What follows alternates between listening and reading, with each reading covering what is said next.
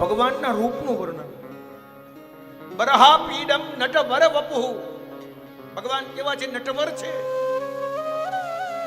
પગની આટી વારીને ઊભા છે અને વેણુનો નાદ કરે છે,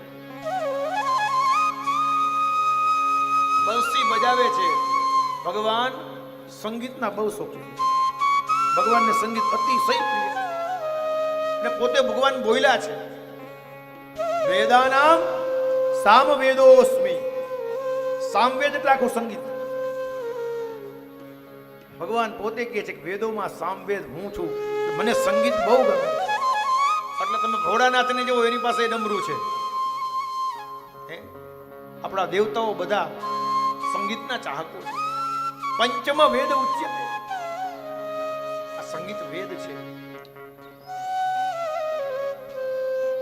ભગવાનના રૂપનું અડધું વર્ણન કર્યું અને જ્યારે સુખદેવજીની ગુફા પાસે આવ્યા અને જ્યાં અડધો શ્લોક બોલ્યા, સુખદેવજી જે સમાધિમાં બેઠા હતા એની આંખો ખુલી.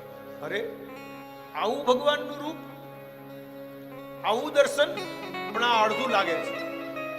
ગુફાની બહાર નીકળ્યા અને બહાર નીકળી આવ્યા, ઋષિકુમારોને જોયા અને પ્રશ્ન કર્યો કે આ શ્લોક તમે બોલો છો, એમાં કેમ અડધો શ્લોક બોલો છો?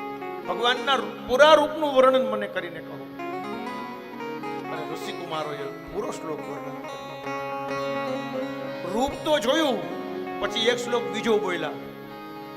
અહો બકીયમ સ્તનકાલકૂટમ જિંદાં સજાપા યયદાપ્યસા લેભે ગતિમ દા રુજિતાંતતોન્યમ તમ વા દયાલુ શરણમ બ્રજે. જે પૂતના ભગવાનને મારવા માટે આવેલી, બકાસુરની બહેન, એટલે અહો બકીયમ સ્તન કાલકૂટમ, જે પોતાની છાતી ઉપર ઝેર લગાવીને આવેલી, પણ લેભે ગતિમ, ભગવાને એને પણ ગતિ આપી દીધી. જે લાભમાં યશોદાને મળે એ જ લાભ આજે પૂતનાને ભગવાને આપ્યો. સુખદેવજી સમજી ગયા કે આના જેવો દયાળુ એ કઈ દેવ ન કહેવાય. જે મારવા આવે એને મોક્ષ આપે તો એને જ ભજવો જોઈએ. સુખદેવજી ઋષિકુમારોની સાથે આવ્યા અને પોતાના પિતાને જોયા, દંડવત પ્રણામ કર્યા. પિતાની પાસે બેસી ભાગવતને ભણ્યા છે. જો ભાગવતને ભણવું પડે, એમને ભાગવત નથી બોલો, અને એક એક શ્લોક એ ભણવા પડે છે, કારણ કે અશુદ્ધિ ન ચાલે.